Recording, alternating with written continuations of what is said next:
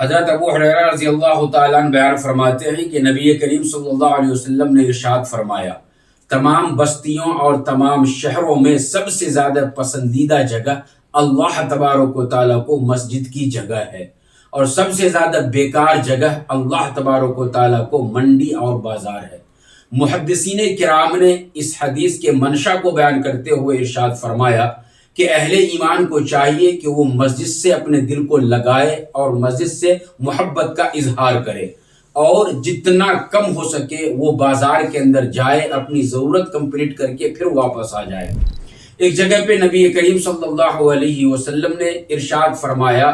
کہ ایسا کاروباری جو منڈی اور بازار کے اندر اپنے کاروبار کو لگاتا ہے، اگر وہ پورے آداب کے ساتھ سنتوں کا لحاظ کرتے ہوئے کاروبار اگر وہ کرتا ہے تو پھر ایسے کاروباری کے لیے نبی کریم صلی اللہ علیہ وسلم نے کہا کہ انہیں جنت کی بشارت ہو۔ یہ اسی طریقہ پر ہے کہ آپ مثال کے ذریعے سے سمجھیے کہ بیت الخلاء ہے، وہ گندی جگہ ہے، کوئی بھی آدمی وہاں پہ جانا پسند نہیں کرتا، لیکن جب اسے ضرورت محسوس ہوتی ہے تو وہ اس گندی جگہ میں بھی جاتا ہے اور ضرورت سے فارغ ہو کر کے آتا ہے۔ لیکن نبی کریم صلی اللہ علیہ وسلم نے ارشاد فرمایا کہ اگر کوئی شخص بیت الخلاء میں ضرورت کے وقت میں وہ سنت کے حساب سے جائے اور ادب کے تقاضے کے حساب سے اس اوقات کو بیت الخلاء کے اندر وہ جب گزارتا ہے تو اللہ تبارک و تعالیٰ ایسے شخص کو بھی ثواب عطا فرماتا ہے۔